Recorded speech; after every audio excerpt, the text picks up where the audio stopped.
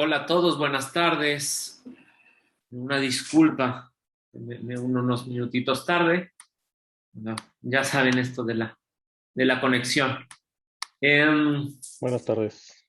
Buenas tardes. Buenas tardes. Buenas Buenas tardes. tardes. Pues, como decíamos, buenas tardes. Bienvenidos todos a esta que es la segunda mesa del grupo de identidades. Eh, para quienes ya se encontraban, quienes nos hicieron favor de acompañarnos el día de hoy, el día de ayer, perdón, en la primera mesa del grupo de identidades. Les sonará un poco repetitivo lo que voy a decir, pero digamos, vamos a empezar. Como comentaba el día de ayer, como saben, la Red Iberoamericana de Investigación en Imaginarios y Representaciones ha elegido el modelo de grupo de grupos de trabajo, ¿no? Para llevar a cabo sus funciones y sus trabajos, ¿no? La idea es de este tercer workshop, ¿no? Ya el tercer workshop internacional que tenemos de Imaginarios y Representaciones Sociales, es precisamente generar un vínculo a través de los grupos de trabajo que se queden no solo en el momento de la presentación, sino que vayan más allá, ¿no? Como comentaba ya también, digamos, el día de ayer, la idea es eso, que realmente formemos un verdadero grupo de trabajo. En este caso, el grupo de trabajo de identidades está coordinado por las doctoras Andrea Aravena, Cristina Oemigen y por un servidor, Josafat Morales. Entonces, pues los invitamos, lo repito, a que no solo asistan, digamos, como en un congreso que normalmente pasa, uno llega a su ponencia, expone y después se olvida. La idea es que verdaderamente empecemos a trabajar. La verdad es que para quienes estuvieron el lunes, el día de ayer, ¿no? Se habrán dado cuenta, se generó una dinámica muy interesante. Más o menos las ponencias fueron agrupadas. El problema que tenemos con el tema de las identidades, ¿no? Es que hay muchas identidades, ¿no? Son muy diversas y por eso tratamos un poco pues de agruparlas temáticamente en estos días. Por eso fue que se dividieron como se ha dividido, pero hay temas que son transversales a todos, ¿no? En la sesión de lunes habían temas muy parecidos a la sesión, por ejemplo, que una de las presentaciones de una de las coordinadoras, de la doctora Cristina Oemigen, que va a presentar el jueves, y así sucesivamente, ¿no? Entonces, reitero la invitación a que no se queden solo a su ponencia, sino que continúen el resto de los días que vamos a presentar dentro del grupo de identidades. Recordarles también un poco la dinámica de nuestra sesión del día de hoy. Cada participante, tenemos en total 1, 2, 3, 4, 5 participantes. Bueno, hay algunas que tienen más de un ponente, pero digamos, cada uno cuenta con de 15 a 17 minutos. ¿Por qué esto? Pues precisamente para que dejemos al final tiempo para el debate, ¿no? Y la discusión, que es lo más rico. Eso fue lo que pasó ayer. La verdad es que el debate se hizo muy bueno, muy interesante, y fue muy cortito porque pues tuvimos poco tiempo, ¿no? Entonces, sí voy a estar un poco como policía, lo siento mucho, ¿no? A los 15 minutos les aviso que quedan 2 minutos y a los 17 minutos los cortamos porque si no, no podemos llegar a ese momento de la discusión, que es la que más nos interesa. Entonces, para ya no detenerme más con estos temas, ¿no? Y tampoco robarle tiempo a la discusión, se encuentra con nosotros Ismael Colín. Ahí Sí, lo veo. acá estoy. Perfecto. Muchas gracias, Ismael. Nada más que no sé por qué se ve mi pantalla así. No entiendo. Ahorita van a quitar, nos hacen favor los compañeros, el equipo de apoyo, de quitar esto y ya puedes tú, ¿vas a presentar algo? Sí, claro. Perfecto. Entonces, en lo que vas proyectando, permítanme decir que la ponencia que nos van a presentar ahorita es Polifonías de la Memoria, un acercamiento a las tradiciones del Chita Corpus. Lo presenta Ismael Colín Mar, de la Universidad de Ixtlahuaca. Adelante, Ismael. No sé si ya se ve. Ya se ve. Perfecto. Bueno, a ver si... Ahí está bien así ya. Sí, perfecto. Muchas gracias. Pues buenas tardes a todos y a todas. Es un gusto poder compartirles algunas ideas de este trabajo que de alguna forma he desarrollado hace algún tiempo, de manera muy breve. Perdón por el ruido de los autobuses, pero es inevitable. Este acercamiento básicamente nace porque en un anterior trabajo de investigación yo estaba trabajando cuestiones sobre epidemias e identidad comunitaria en otro lugar del Estado de México. Y recién conozco, bueno, ya tiene hace algún tiempo, recién conozco la, la danza de los viejos de Xita. Yo trabajo en la Universidad de Oaxaca, que está al norte del Estado de México, rumbo a Tlacomulco, aproximadamente, que será una hora y 20 minutos de la Ciudad de México. Y de ahí a Temascalcingo es más o menos otra hora. Es todo el norte del Estado de México y justamente hay un municipio que se llama Temascalcingo. Ahí cada 4 de junio hay una celebración que se denomina Xitacorpus. Explico más adelante en qué consiste. Antes de continuar, pues bueno, yo tengo algunos referentes teóricos que me han servido para denominar justamente el título de esta ponencia, que como bien lo planteo, es un intento acercarme a lo que yo denomino polifonías de la memoria, un acercamiento sonoro a la tradición del Xitacorpus. En cierto sentido, hay textos que trabajan representaciones colectivas, no son todos, reconozco que hay más, pero a mí personalmente estos son los que me ayudaron a ir tejiendo un respaldo teórico. En sentido estricto, recupero algunas ideas de Durkheim cuando plantea el asunto de los hechos sociales y fundamentalmente las reglas del método sociológico, que reconoce que son maneras de actuar, de pensar y de sentir, que son exteriores al individuo y que ejercen un poder coercitivo al cual se le impone. En este mismo sentido, la traducción del grupo y cómo se piensa le afectan directamente al sujeto, lo que en términos estrictos Durkheim reconoce como las representaciones colectivas. En otro trabajo, básicamente en el trabajo de las formas elementales de la vida religiosa, Durkheim recupera un concepto que me parece muy, muy interesante, que le denomina el alma colectiva. No es el único que habla del alma colectiva, hay otros autores que también recuperan el planteamiento del alma colectiva, pero en el caso de él, reconoce que es una fuerza anónima que está en la base de las manifestaciones colectivas, dice Durkheim, ¿no? Perdón, es que me estoy peleando con como aparecen aquí aquí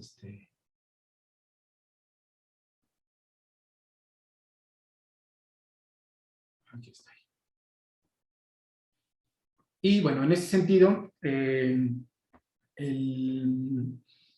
también en el suicidio él recupera otra formulación que tiene que ver con el alma colectiva y reconoce que esta es una realidad moral que supera al individuo y que en términos estrictos es lo que él denomina como realidad colectiva. Justamente en ese mismo sentido, Le Bon, otro psicólogo y que tiene algunos acercamientos sociológicos, también reconoce este concepto del alma colectiva y él distingue que el alma en este sentido hace sentir, pensar y obrar de una manera por completo distinta de cómo se pensaría y obraría cada uno de los sujetos que están aislados. Esta recuperación de Le Bon también, de alguna forma, dice Freud, que él recupera posteriormente Freud y se va conectando. ¿A dónde quiero llegar justamente con estos planteamientos? Bueno, a reconocer que en todo caso esta recuperación de las representaciones colectivas tienen un elemento que quizá no es muy evidente, pero que en el mismo tejido que voy haciendo ahora ya se distingue que hay una relación directa entre esta expresión del alma colectiva y las representaciones sonoras, estrictamente de las representaciones sociales o de las acciones humanas. Así, por ejemplo, Freud recupera este concepto también del alma colectiva, pero él ya también distingue, ¿no?, que entre estas cuestiones, dice Freud, el alma colectiva es capaz de darle vida y creación espiritual a un orden genial y fundamentalmente habla del idioma, de los cantos populares y del folclore. Y aquí es donde me parece importante hacer una conexión que tiene que ver con los sonidos, ¿no? Esta conexión simbólica de los cantos populares y que tienen una representación importante que más adelante voy a hacer patente. Otro autor que me parece importante en esta recuperación es Moscovici, cuando reconoce que estas representaciones colectivas son entidades casi tangibles que circulan, se cruzan y se cristalizan en el universo cotidiano. Así, por ejemplo, una palabra, un gesto y un encuentro son importantes en estas representaciones colectivas. Y en sentido estricto, pues bueno, la palabra es un elemento fundamental en estas polifonías que yo intento plantear, porque enuncia una cierta representación y se reconoce una sonoridad, es decir, hay una evocación fónica del argumento, ¿no? Estos tres autores, ¿no? En términos estrictos, cuatro autores, de alguna forma arropan esto que estoy argumentando. Por otro lado, para ir acomodando el tejido de las representaciones colectivas, recupero algunos argumentos que tienen que ver con la memoria, justamente porque el interés es que a través de los diferentes sonidos que se presentan en un determinado fenómeno comunitario, religioso, como es el caso del Shita Corpus, lo interesante de esto es tratar de reconocer que la memoria tiene una representación del recuerdo y fundamentalmente recupero aquí los planteamientos de Ricoeur cuando plantea que el fenómeno del recuerdo se debe abordar desde una fenomenología de la memoria. Según él, se pregunta, y es importante preguntarse en todo caso, de qué hay recuerdo y de quién es la memoria, ¿no? Responde también que esta representación de un acontecimiento pasado se puede ser visual o auditiva, ¿no? Y así en términos estrictos, evocar la memoria trae consigo una serie de representaciones de la experiencia, de lo cotidiano, de lo auditivo, de los sonidos y de las polifonías, ahora horas centrales, horas marginales, en cierta forma dependiendo de las manifestaciones. Otro autor que me parece importante y que se conecta con estos argumentos es Schaffer, ¿no? Él, un musicólogo canadiense, que por cierto funda una asociación muy importante a nivel mundial acerca de lo que es el universo de los sonidos, ¿no? Y inclusive genera una investigación transdisciplinaria en ese sentido. Y esta recuperación del paisaje sonoro resulta importante porque para el caso de las polifonías de la memoria llama la atención esta relación que tiene el hombre con los sonidos y su entorno, particularmente una manifestación social. Ahora bien, ¿cómo se configura esta identidad comunitaria a partir de estos sonidos y recuerdos polifónicos?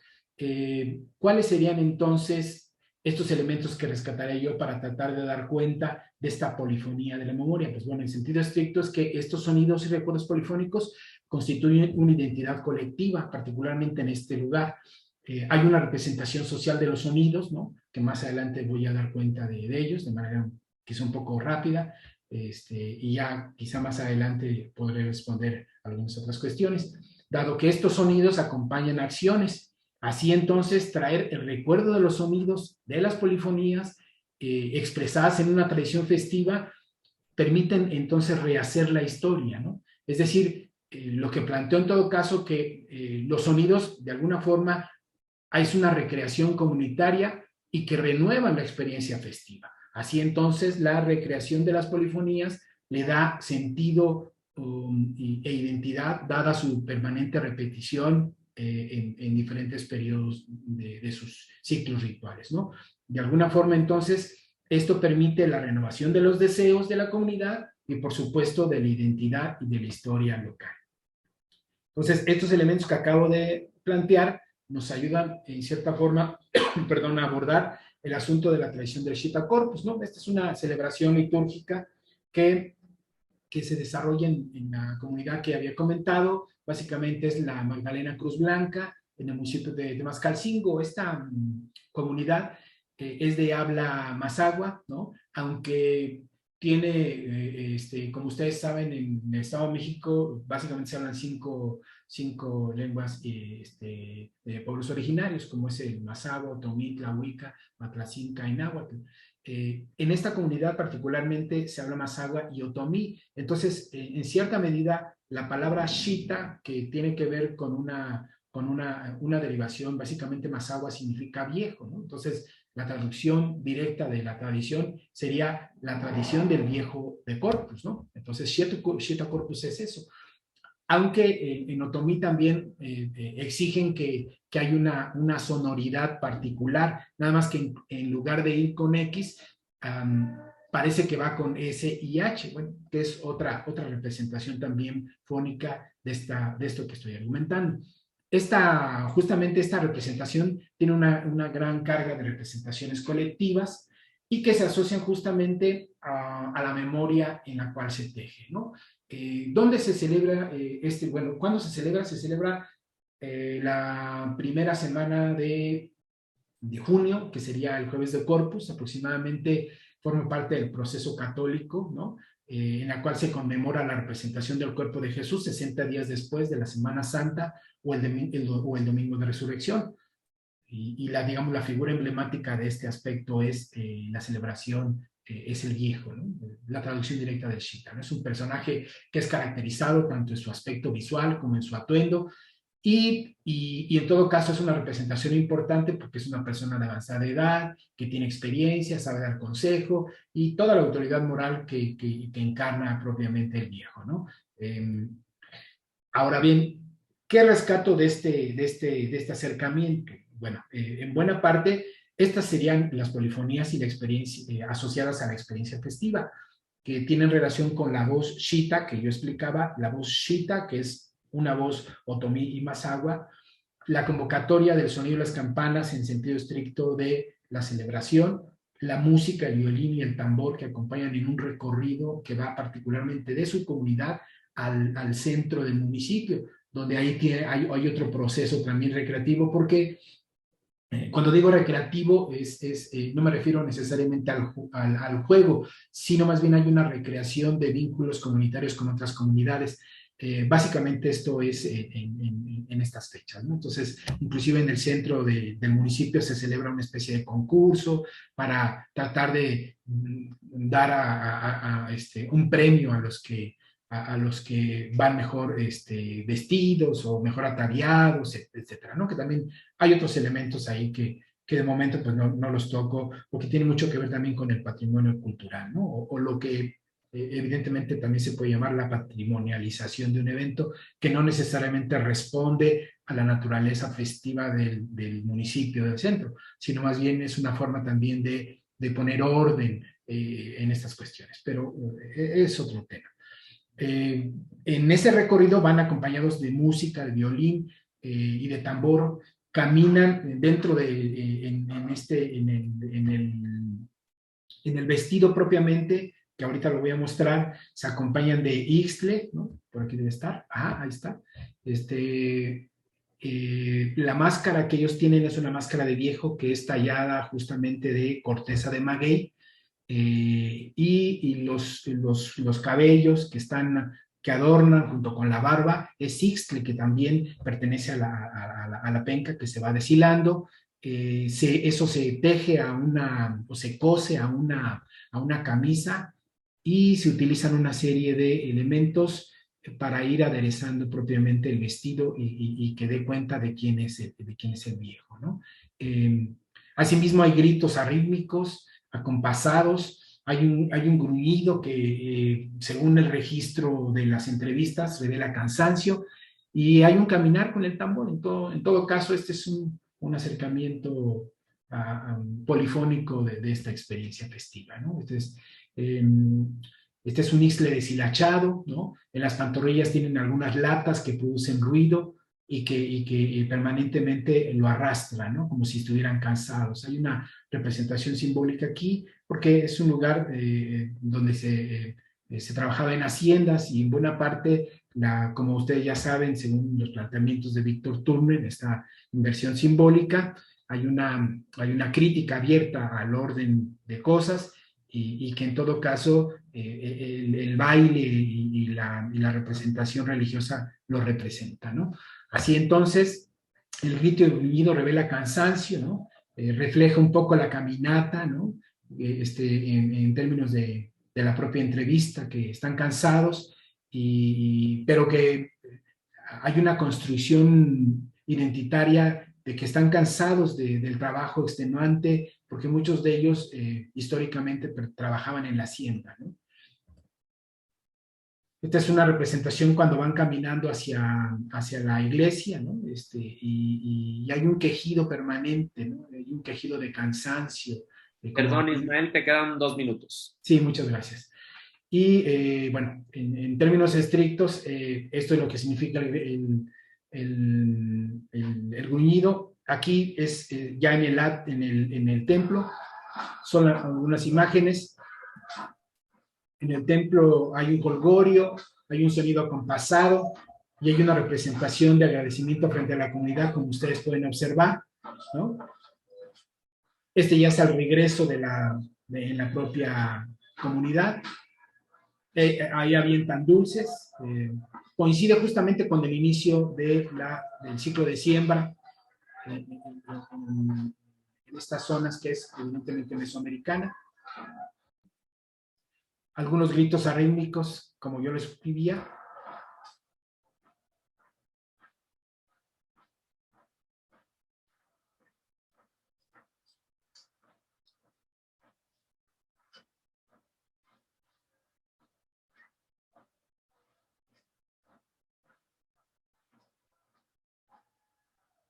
Justamente guardé silencio para que escucharan la forma en la que permanentemente se escuchan los gritos acompasados y desacompasados en esta dinámica. Hay algunos niños también acompañando la celebración, hay un viejo y una vieja, y esta es la articulación, digamos, de lo que quería comentarles el día de hoy. Les agradezco mucho su escucha y quedo a sus órdenes. Perfecto, muchísimas gracias, Ismael. Gracias también por ajustarte al tiempo, ¿no? Vamos a hacer todas las presentaciones y al final abrimos el espacio un poco de diálogo. Les pido que vayan apuntando si tienen cualquier duda, cualquier pregunta, si las quieren poner en el chat o en un papelito, como ustedes vayan viendo, y ya entramos al diálogo. Pasamos entonces a la siguiente exposición. Ya vi que por ahí está Giselle. Esta segunda exposición se titula Narrativas y contranarrativas en la comunicación del vínculo étnico, y nos lo presenta Giselle Gaucheta Campo, de la Corporación Universitaria Minuto de Dios.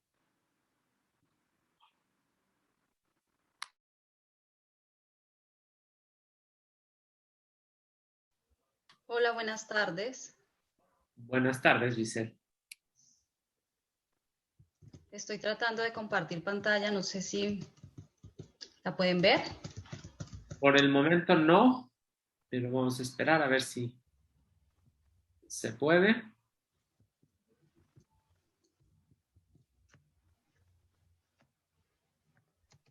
¿No? No. Qué pena con ustedes, voy a intentarlo nuevamente.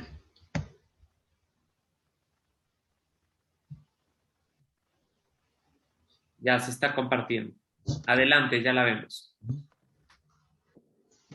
Bueno, buenas tardes. Mi nombre es Giselle Guachetá. Yo soy de El Cauca, en Colombia. Y como lo expresaba, el título de mi ponencia es Narrativas y contranarrativas en la comunicación del vínculo étnico.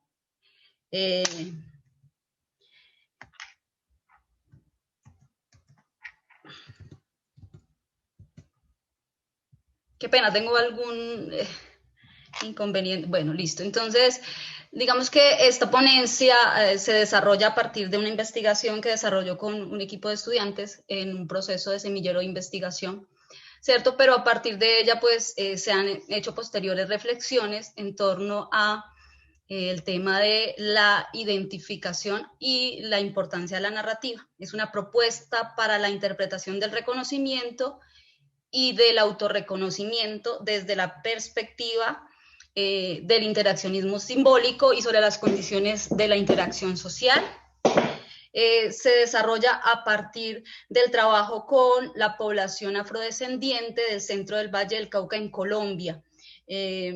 y pues lo que se busca es valorar y un poco presentar o poner en consideración ese potencial estratégico de la narración como un momento concreto de la enunciación, en este caso de la identidad o de la identificación étnica en el marco del autorreconocimiento. Entonces, les voy a presentar un poquito del contexto. El lugar donde se desarrolla este proceso es en el Valle del Cauca. El Valle del Cauca es uno de los departamentos, una región en Colombia, uno de los departamentos más grandes.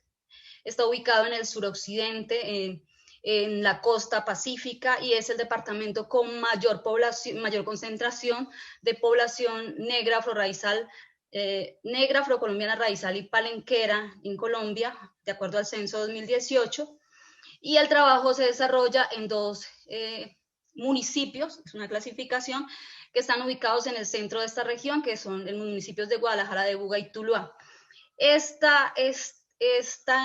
Digamos, este estudio, ¿por qué se trabaja o cuál es el interés de estos 2 municipios? Básicamente porque un poco en contradicción un poco con lo que es el departamento del Valle del Cauca, que tiene una concentración amplia de estas poblaciones, en estos municipios la concentración de estas poblaciones es menor. Eso significa que sus poblaciones y este tema del autorreconocimiento y el reconocimiento pues maneja unas condiciones distintas. O sea, dentro de las otras poblaciones o dentro de los otros lugares hay mayores empoderamientos, y en esto pues hay unos rezagos de estas poblaciones. Y también hay unos rezagos en la forma en que son interpretadas o conviven con o son leídas por las otras, pues los congéneres con quienes comparten el territorio, digámoslo así. Digamos, esta investigación pues, se desarrolla desde el paradigma interpretativo, con un diseño fenomenológico etnográfico, con una muestra no probabilística por conveniencia, y el criterio de inclusión es que las personas integradas sean reconocidas y autorreconocidas étnicamente como negras y de los municipios de referencia. Y esto a partir de la Constitución Política del 91 en Colombia y la Ley 70, y todo el tema del autorreconocimiento. O sea, hay que hacer todo ese proceso de autorreconocimiento pues, para lograr ciertas condiciones de reconocimiento. Los momentos en los que se desarrolla este proceso son una revisión documental, un trabajo de campo y un análisis de la información. Digamos que la unidad de análisis es una referencia sobre la visión del mundo que es recogida en diversas poblaciones fragmentadas por grupos etarios en perspectiva de identificar su visión del mundo. La dimensión, digamos, en la que se enmarca esta experiencia es la experiencia de comunicación del vínculo étnico. La categoría sobre la que se desarrolla este análisis es la narrativa, y esta narrativa para este análisis a partir del interaccionismo simbólico se clasifica en narrativas en negación, en narrativas en acomodación y en narrativas en transformación. Entonces, bueno, digamos que lo que buscamos es desarrollar una interpretación narrativa a partir del interaccionismo simbólico y algunas referencias que el interaccionismo simbólico nos entrega. Entonces se ve al individuo como un organismo que debe reaccionar ante lo que percibe. Estas percepciones las afronta entablando un proceso de autoeducación mediante el cual convierte el objeto aquello que percibe, le confiere un significado y utiliza como pauta para orientar su acción. Nos permite un poco identificar esa interacción que hace parte de la narración, y que estos sujetos integrados a un proceso de interacción y a un proceso narrativo son sujetos activos que hacen unas lecturas, que hacen unas interpretaciones y que reaccionan de acuerdo a eso. Y también retomamos del interaccionismo el concepto de Gottman, que la vida es una representación teatral y consiste en actuaciones, performances donde hay actores y público. Esto porque seguimos en la línea que la narración es un medio, es una estrategia para el fortalecimiento de los procesos identitarios. En esa representación hay un medio, hay una máscara y hay un rol, y se entiende como el espacio donde se mueven los actuantes. Y retomamos de Med la referencia al set, que indica que la persona puede y debe ponerse en el lugar del otro para definir tanto su acción como su reacción. Es decir, en un proceso de intercambio, cuando a mí me comunican algo, pues digamos que yo tengo ciertos criterios, cierto contexto, ciertos marcos referenciales, como se podrían denominar un poco, pero también empiezo a entender que esta persona que me está comunicando algo también está ubicada en eso, entonces es ubicarme también en ese lugar, un poco para reinterpretar ese relacionamiento. Estas son como pues las poblaciones de trabajo. Total de participantes en cada uno de los municipios. Trabajamos con población autorreconocida, es decir, reconocida bajo la normatividad colombiana como afrocolombianos y por ellos reconocidos como afrocolombianos. Digamos que las características de estas poblaciones varían.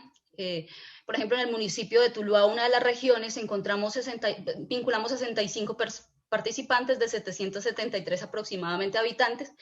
Estas poblaciones tienen unas características que son comunidades urbanas, sus adultos hacen parte de una clase trabajadora dependiente, trabajan en los ingenios. Estos dos municipios, esta área del centro del Valle del Cauca, es un área que ha sido, digamos que es manejada por los ingenios azucareros. Trabajan de la formalidad y la informalidad laboral, y los jóvenes y niños cuentan con un acceso a educación básica y media y debido pues a la gestión organizativa que tienen, algunos tienen acceso a educación superior, sin embargo están ubicados en unos contextos marginales y viven en medio de fenómenos de violencia y de microtráfico. A esto les antecede una experiencia organizativa, o sea, todos ellos desarrollan o se integran bajo un proyecto político y digamos que lo que los moviliza o los integra es que llegaron a este lugar a partir de episodios que detonan esa movilidad. Entonces comparten antecedentes de desplazamiento por violencia armada de esos territorios que digamos son escenarios donde llevan mayor tiempo las poblaciones afrocolombianas y donde pues ya hay una larga experiencia de procesos, ¿no? de fortalecimiento identitario y cultural. En el otro municipio, trabajamos con un consejo comunitario que es un territorio reconocido como afro. En este se reportan 60 familias y vinculamos a 148 participantes. Es una comunidad también ubicada al margen del municipio y uno cuando entra a estos escenarios pues evidencia, ¿no? Pues esta marginalidad y ellos desarrollan unos procesos asociativos en 1990, digamos, para obtener los beneficios que se adquieren frente a todo este tema del reconocimiento y el autorreconocimiento. Entonces, hay una referencia dentro de este trabajo que es de Ricord, que la historia de una vida se convierte en la historia contada, y eso es básicamente un poco lo que se busca interpretar o desarrollar en esta propuesta. El desarrollo de la investigación. Bueno, les voy a contar un poco cómo nace esta propuesta. Lo que pasa es que esta propuesta tiene, uno le podría decir, un giro y parte de una idea inicial que es identificar que las etnias negras de estos dos municipios, ellos mismos se autodiscriminan y se automarginan a partir de la narrativa. Sin embargo, pues esa es una percepción ajena, no es una percepción casa afuera, como lo diría Catherine Walsh, es una percepción exógena de esa experiencia, porque realmente lo que sucede es que pues se narra así porque el racismo, porque la experiencia y todo eso se constituyen y se aprenden y, digamos, impactan la forma en la que uno o las personas se autorreconocen. Entonces, el desarrollo de esta investigación y el encuentro con la experiencia y las poblaciones, así como la revisión documental, posibilitó establecer que el uso referencial, por ejemplo, de categorías como la autodiscriminación y el automarginamiento, para interpretar este fenómeno de apropiación narrativa de términos racistas en poblaciones víctimas de racismo, es el resultado de una perspectiva exógena limitada en su propia interpretación de la comunicación y correspondería a una configuración discursiva prejuiciosa y ligada a esa perspectiva exógena racista que puede persistir en la mirada exógena que no considera que los prejuicios ideológicos y étnicos no son innatos y no se desarrollan espontáneamente en la interacción étnica. Se adquieren y se aprenden, y esto sucede generalmente a través de la comunicación. Y eso, pues, como lo expresa Mandip, ¿no? Digamos que hay unos procesos. Eso sucede en el departamento del Valle del Cauca. Hay unas historias de colonialismo, hay unas historias de hacienda, hay unas historias y hay unos medios de comunicación y hay unas formas de poder que, si uno lo revisa desde la propuesta de la perspectiva decolonial, por ejemplo en Quijano, pues esto se asocia al tema de esa configuración a partir de la conquista de esa noción de raza, de esa clasificación que se establece sobre este sujeto y que lo ubica en unos escenarios de subalternidad, ¿no? Entonces, pues, digamos que esa es una cuestión que está ahí latente, pero que no todos podemos interpretar. Y en ese escenario, digamos, es en donde yo me ubico. Entonces, la cuestión era preguntarse perdón, aquí no veo un poquito. Si las etnias negras de Buga y Tula en el departamento del Cauca posiblemente es una forma de interpretar la narrativa, para mí, insisto, y para esta experiencia, desanclada de la referencia. Pero la pregunta también es, ¿nuestros congéneres o los congéneres de estas poblaciones cuentan con todos los elementos para el anclaje del relato a una historia cultural y social?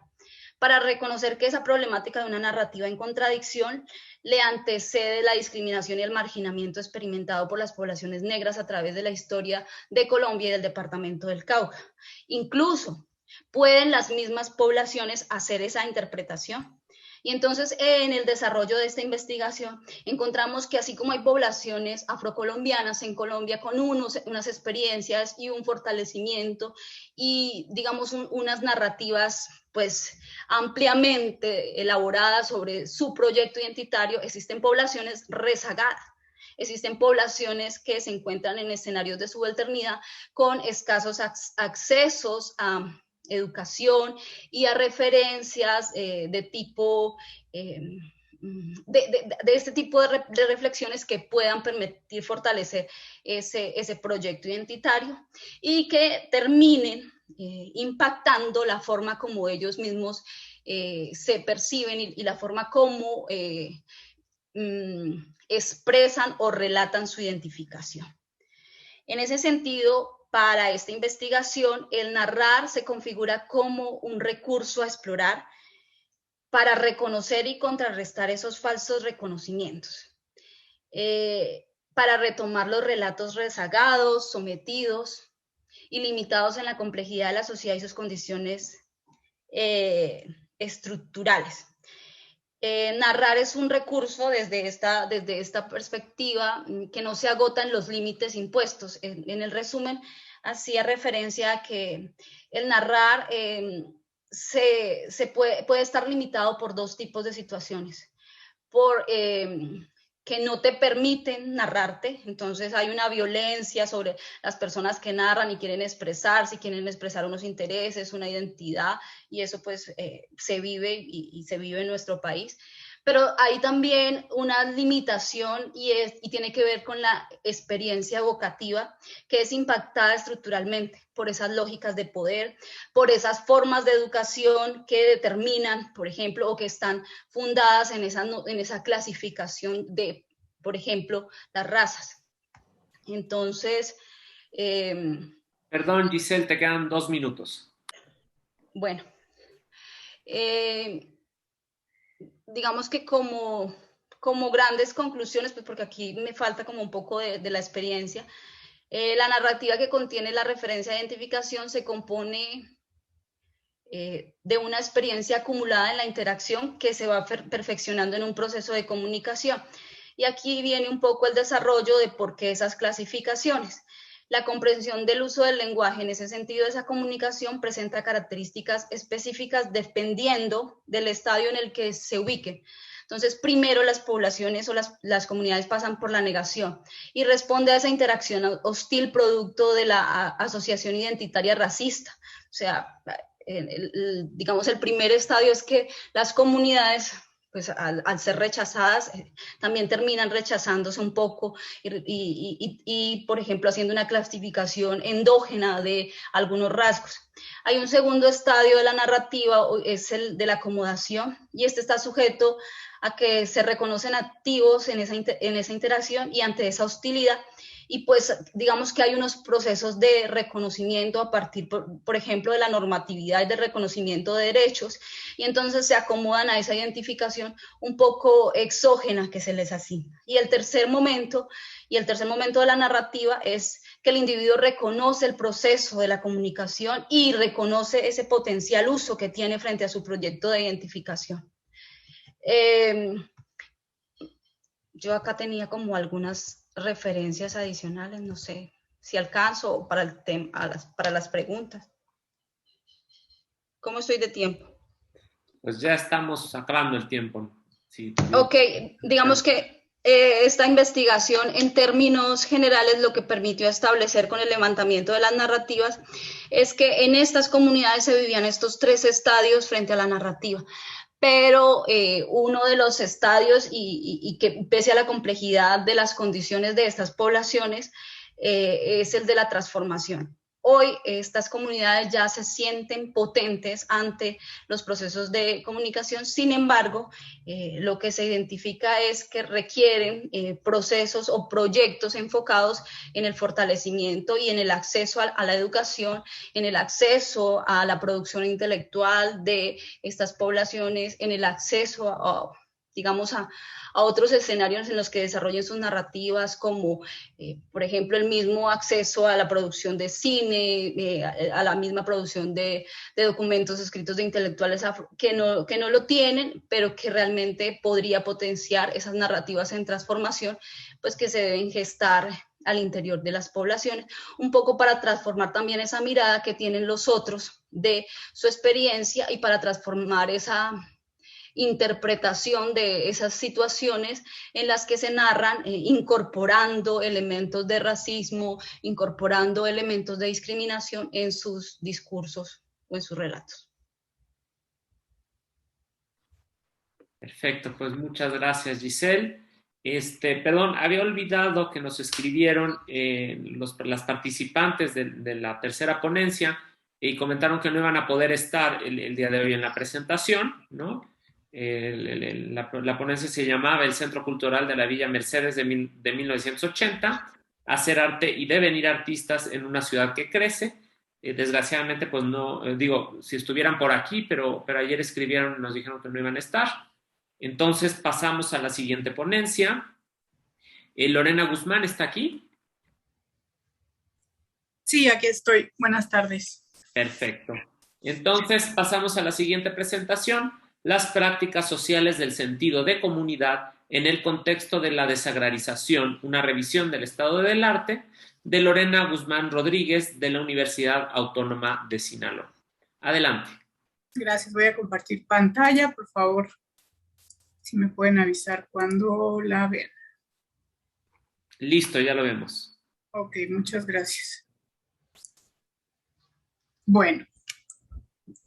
Pues muchas gracias por la presentación. Como les decía, bueno, como decía en el título, voy a abordar estas prácticas sociales del sentido de comunidad en el caso de Isla de la Piedra, en Mazatlán, Sinaloa, en un contexto que la literatura respecto a la sociología rural denomina desagrarización. Y bueno, yo soy psicóloga social comunitaria, y me intereso por estos procesos intersubjetivos en las comunidades. En el caso de Isla de la Piedra, llegué para hacer una práctica profesional hace algunos años y posteriormente se convirtió en un interés de estudio ya para la realización de esta maestría, que es el contexto en el que se da este avance que les muestro.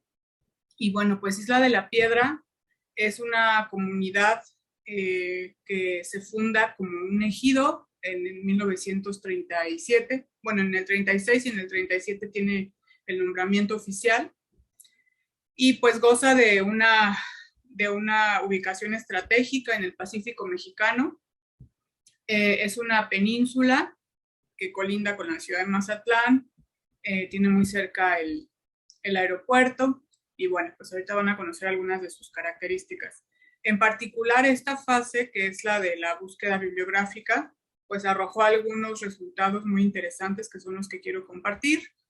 El objetivo que se tuvo en esta fase fue conocer el tipo de trabajos que se han producido respecto a la desagrarización, o sea, desde las diferentes disciplinas que lo han abordado, y también reflexionar en torno a las investigaciones que analizan cómo la desagrarización construye o modifica las prácticas sociales del sentido de comunidad. Bueno, para definir teóricamente el camino que delimitó esta búsqueda, tenemos en principio esta noción de prácticas sociales de Pierre Bourdieu, y pues el autor define que condensan tanto efectos de las estructuras sociales que están regidas, que rigen a las comunidades, como también esos resultados mentales intersubjetivos que interconectan esas construcciones a lo largo de los efectos de la historia, de la vida cotidiana, de esa convivencia cotidiana, y que se construyen en objetivaciones e interiorizaciones, que son las guías de acción para los que pertenecemos a una colectividad.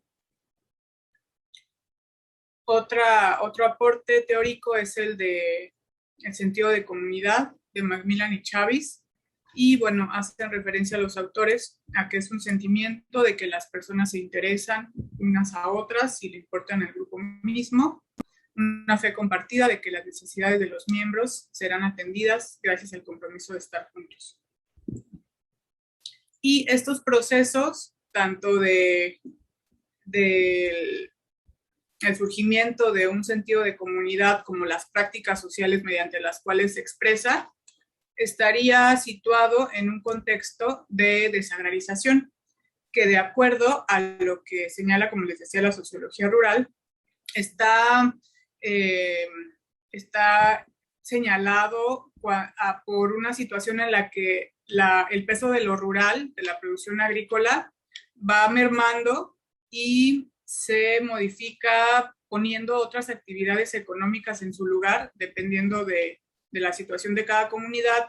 En este caso, por los recursos naturales con los que cuenta la Isla de la Piedra, pues se ha suplido por el turismo. Y bueno, esto ha dejado una serie de efectos en la comunidad. Aquí les pongo este mapa para que ubiquemos esta parte.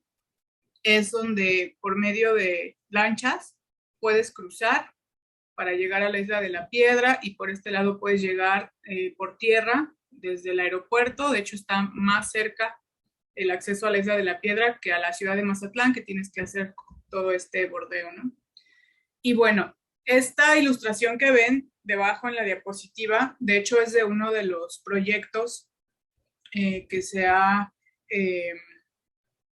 interesado en la isla, y que bueno, pues es de los primeros en tener la posibilidad de implantarse después de un proceso de resistencia que tuvo la comunidad desde su surgimiento aproximadamente hasta los años 80, que bueno, pues también tiene que ver con un proceso de liberalización de la tierra ejidal en nuestro país. Y bueno, pues es curioso porque en las observaciones de campo, en la sala ejidal, del lado de la cabecera donde están los representantes de la mesa directiva, está una foto vieja, sucia, de los fundadores del ejido, y del otro lado tenemos estas ilustraciones del proyecto de Amaitlán. O sea, justamente en esa forma visual podemos ver cómo se han modificado los intereses, ¿no?, de la comunidad. Y bueno, pues este es el contexto de la desagrarización, justamente, que buscábamos rastrear en la teoría, en las investigaciones, y se trató de una revisión sistemática en la literatura que permitiera conocer qué trabajos se hacen desde qué perspectivas respecto a la desagrarización, el sentido de comunidad y las prácticas sociales. Y bueno, fueron 70 investigaciones en español que se publicaron desde 1978 hasta 2021. Se focalizaron en los últimos 5 años, y una vez que se seleccionaron, se categorizaron en estas temáticas. La primera es estudios críticos del turismo rural, la segunda, procesos de desagrarización, desarrollo sociohistórico y conformación de los espacios rurales, estudios sobre las comunidades agrícolas en el marco del desarrollo del capitalismo globalizado, estudio de los efectos materiales y estructurales de la nueva ruralidad, y esta última, que sería la más apegada al tipo de estudio que nosotros estamos realizando, que es el de la perspectiva de las modificaciones en las prácticas sociales y los cambios comunitarios a nivel subjetivo e intersubjetivo. Y bueno, en esta primera categoría, como les decía, el de los estudios críticos del turismo rural, los trabajos que se revisaron en esa categoría tienen sobre todo una postura que cuestiona los efectos de ese turismo en los medios rurales por manifestar una posterior ruptura de lazos sociales, o incluso refieren cuestiones de daño al ecosistema. Y entonces, en ese sentido, lo que estos autores proponen es que se tenga un plan holístico, o sea, no niegan la posibilidad de que haya un desarrollo comunitario a partir del turismo, sino que haya un plan que contemple todas esas variables para que las comunidades no queden en un despojo o en una situación de ruptura de lazos sociales o incluso con algún daño ambiental, ¿no? Como ha sido el caso de algunas comunidades en nuestro país.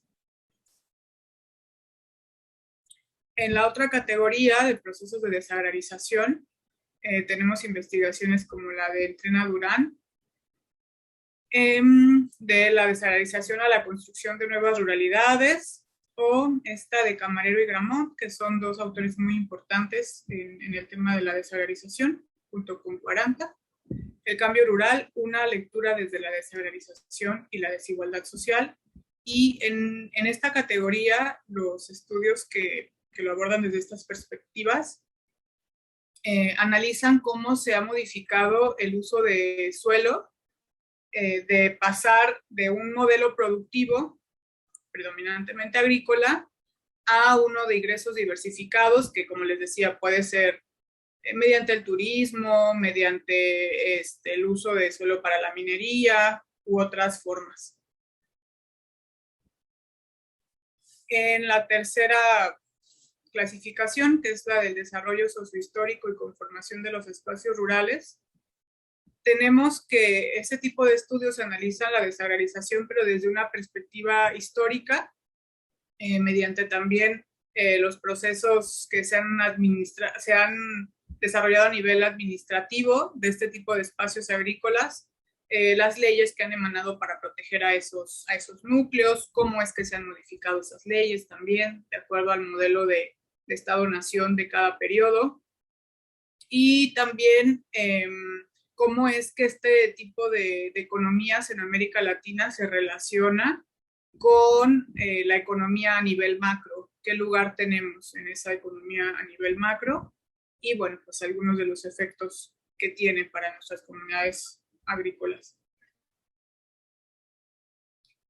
En cuanto a los estudios sobre las comunidades agrícolas en el marco del desarrollo del capitalismo globalizado, encontramos investigaciones que sobre todo emanan de la economía y principalmente analizan el cambio que ha tenido el entorno agrícola de un momento, digamos, productivo en el que para el modelo de Estado-Nación era muy importante fortalecer esos núcleos para garantizar la producción agrícola suficiente y con ello no depender del intercambio económico para obtener estos recursos, a un momento en el desarrollo del capitalismo que, pues, como tal sería la globalización, en el que se suple este estado productivo a uno incluso especulativo, donde el valor de la tierra cobra mayor importancia y esta función productiva pues se va modificando, ya no es el interés. Y por eso vemos en este tipo de estudios los casos en que el despojo es uno de los mayores riesgos de las comunidades. En el caso de la categoría de los estudios de los efectos materiales y estructurales de la nueva ruralidad, se analiza, digamos, ya el momento en el que se ven cómo los efectos, los resultados de cómo se fueron dando esas modificaciones, los momentos en los que ya no es sostenible para las comunidades mantener la actividad agrícola en sus núcleos ejidales o en sus comunidades indígenas y tienen que migrar, por ejemplo, o enfrentar situaciones muy complicadas que están marcadas por la pobreza, por el despojo, incluso tienen que defender el territorio frente al Estado, frente a intereses privados, y padecen de los efectos del desempleo, por ejemplo, y también la privatización de sus espacios naturales.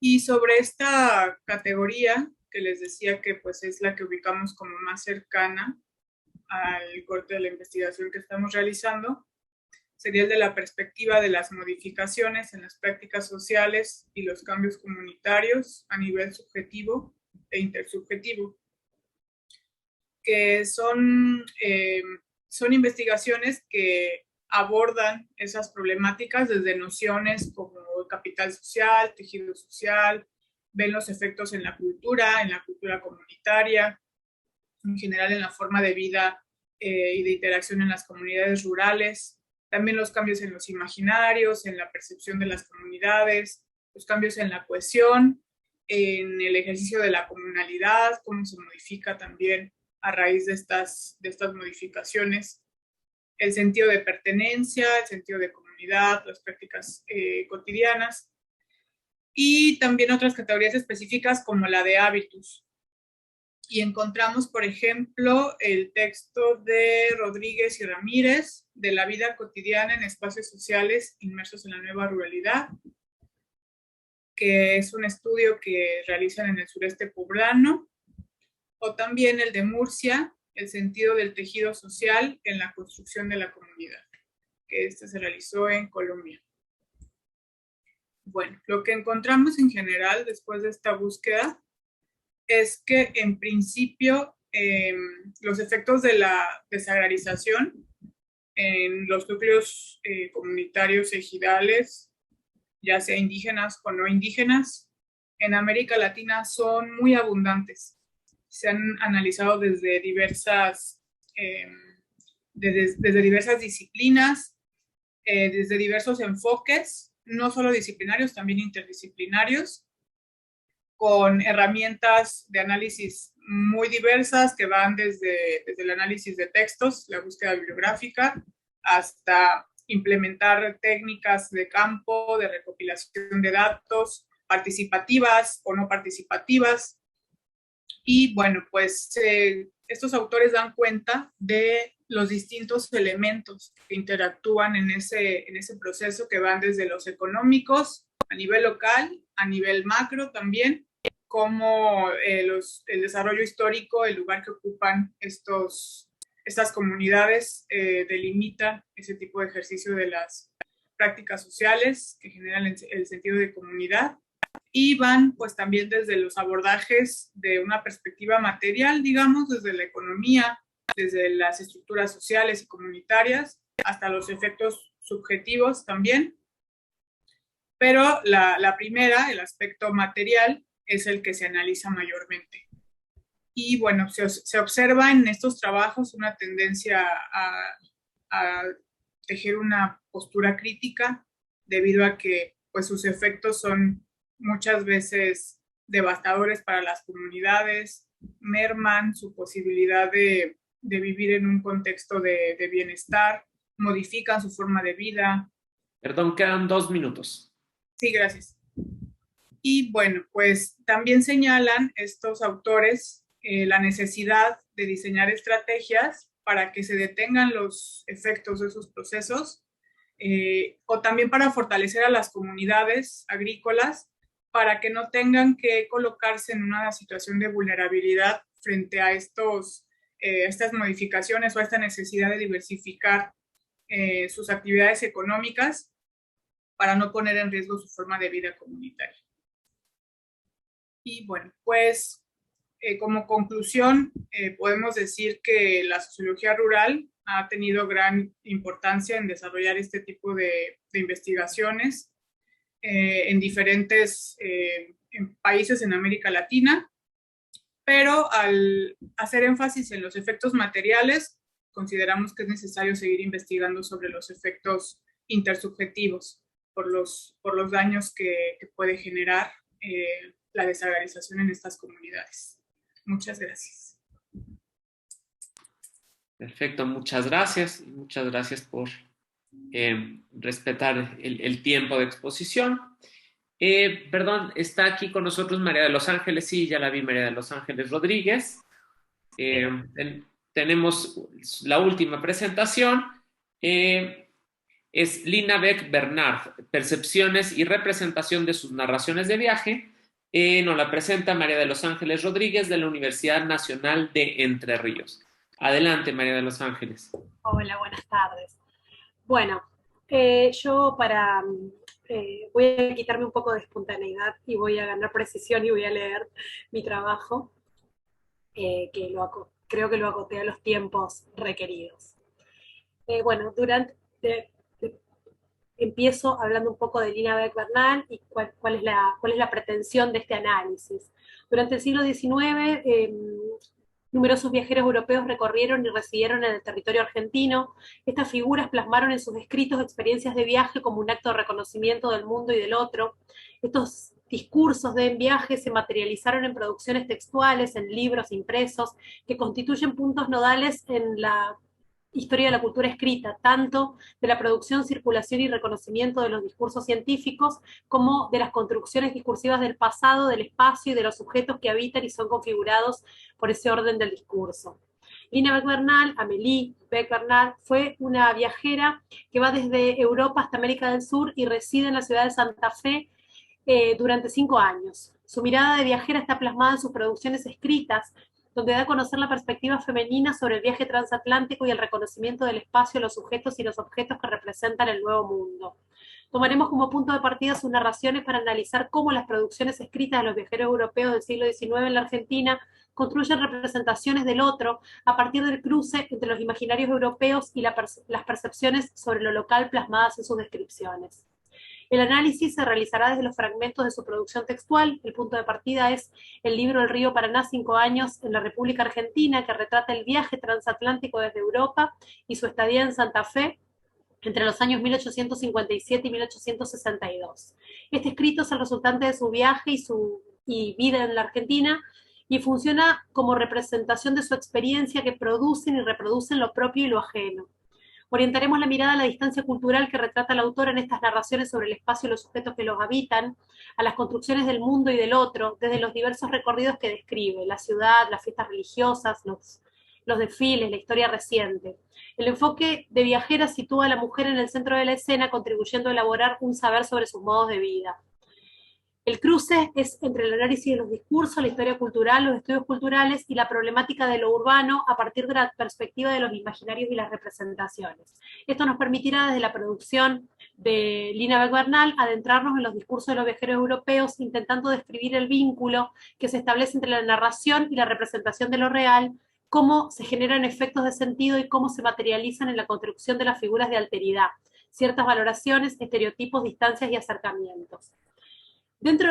Para el acercamiento del marco teórico-metodológico, vale comentar que estoy trabajando desde los estudios sobre la comunicación, desde la complejidad del campo de los estudios de la comunicación. La idea es poder estudiar los procesos de construcción de sentido. Para esto se parte de la perspectiva de la sociosemiótica y del análisis de los discursos, como el estudio de las condiciones de producción de sentido de las construcciones discursivas, los sentidos producidos por la viajera en el siglo XIX que habitó el litoral argentino. Es en la experiencia del viaje donde se logra un reconocimiento del mundo y del otro, pero es también en este lugar de construcción discursiva de la alteridad donde se define la categoría de sujeto. El corpus de análisis en este caso está configurado por materialidades textuales de naturaleza lingüística, pero se permite trasvasar la dimensión translingüística a partir de la opción teórico-metodológica. Es aquí que los discursos son analizados como conglomerados de materia significante que remiten a una red semiótica. El enfoque desde el cual analizaremos estas materialidades lingüísticas será el que nos provee la perspectiva de los imaginarios y las representaciones, haciendo hincapié en lo urbano para analizar las relaciones entre el espacio, la cultura y la sociedad que plantea el relato de Lina Beck. Sobre la narradora, cabe aclarar que era una alsaciana que nació en 1824 en Witzwiller. Siendo muy joven, su padre fue asesinado y su abuelo materno la educó enseñándole latín, griego, dibujo, ciencias. A los 16 años se muda a Suiza, estudia Derecho Penal y se dedica a promover mejoras en los sistemas penitenciarios. En 1852 se casa con Charles Beck, que es el administrador de una agencia colonizadora de Basilea, una sociedad que reclutaba inmigrantes suizos, alemanes y franceses para fundar colonias agrícolas en Sudamérica. En 1857 la familia Beck-Bernal emprende un viaje desde el sur de Inglaterra a Buenos Aires para luego remontar el río Paraná e instalarse posteriormente en la ciudad de Santa Fe. Es durante la travesía viajera y durante su estancia en Santa Fe que Lina escribe primero un diario de viaje y luego una exhaustiva descripción de su vida y de su entorno en la capital de la provincia de Santa Fe. Durante su estancia en la Argentina nacen 2 de sus 4 hijas. La temprana muerte de su pequeña hija Elizabeth pudo haber sido la razón por la cual ella regresa a Suiza 2 años antes que su marido. Una vez que regresa a Lausana en 1861, publica el libro El río Paraná, en 1864 publica el libro El río Paraná, 5 años en la República Argentina, donde presenta a los lectores europeos la experiencia transoceánica, su experiencia transoceánica, la de su vida y la de su familia, en una casona de la ciudad de Santa Fe. En 1872 publica un segundo libro sobre temas de su viaje, que se llamó Flor de las Pampas, que reúne 3 novelas breves ambientadas en Santa Fe: La estancia de Santa Rosa, Revisión de 2 mundos, y Telma y Fray Antonio. En esas historias la autora describe la vida en las Pampas, en las estancias y en las relaciones conflictivas con los indios, los esclavos, la vida de los misioneros franciscanos del Gran Chaco y la acción de los misioneros entre los pueblos originarios. Su escritura no se limitó a los libros sobre su viaje a la Argentina, sino que también escribió sobre las prisiones de mujeres y algunos relatos periodísticos. Falleció a los 64 años en 1888. Bueno, en relación a los estudios de imaginarios y representaciones y cuál fue el enfoque que traté de desarrollar. La ciudad de Santa Fe de mediados del siglo XIX es narrada y al mismo tiempo representada por Lina Beck-Bernal en su libro El río Paraná, 5 años en la República Argentina. El interrogante que nos moviliza es: ¿podríamos pensar en la narración de la autora como el registro de una representación social y construcción de imaginarios? Lo que nos interesa rescatar en este trabajo es la relación entre la narración de la ciudad, las prácticas urbanas y la identidad, partiendo de las representaciones y los imaginarios sociales. El abordaje de la narración de la ciudad, las construcciones, los paseos, como campo relacional de las representaciones sociales. Los recorridos nos dibujan con palabras el espacio, pero también las relaciones sociales que se dan en él. Es en la narración donde veremos la articulación entre representaciones e imaginarios sociales. Rescatamos de las funciones que cumplen las representaciones sociales aquella que posibilita la interacción entre los actores, ya que estos códigos culturales compartidos dan una sensación de identidad, pertenencia y cohesión y permiten diferenciar individuos y grupos, ya sea que compartan o no las mismas representaciones.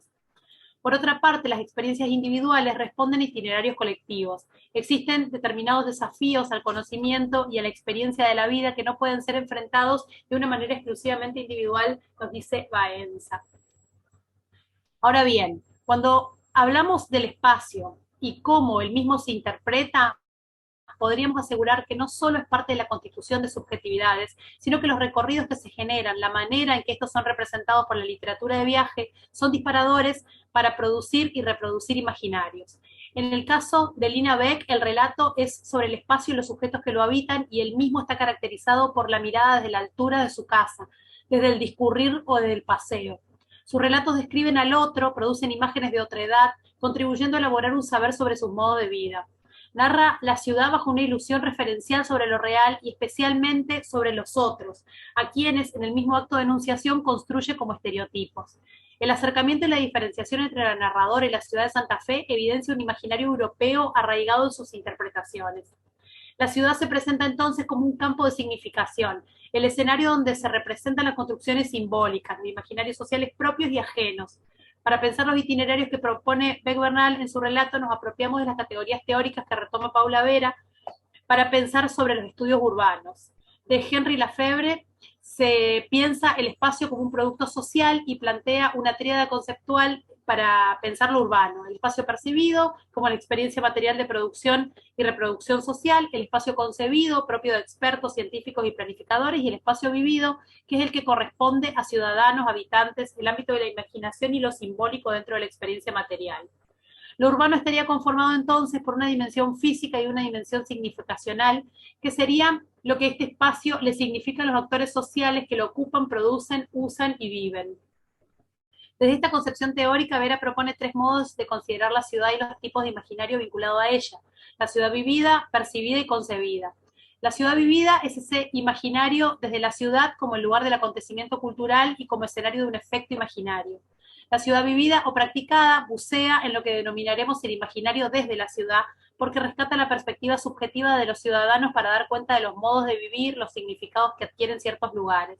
Por otra parte, la ciudad percibida es aquella en donde se indagan principalmente las significaciones imaginarias a través de las representaciones culturales, como pueden ser la fotografía, el cine, en este caso la literatura.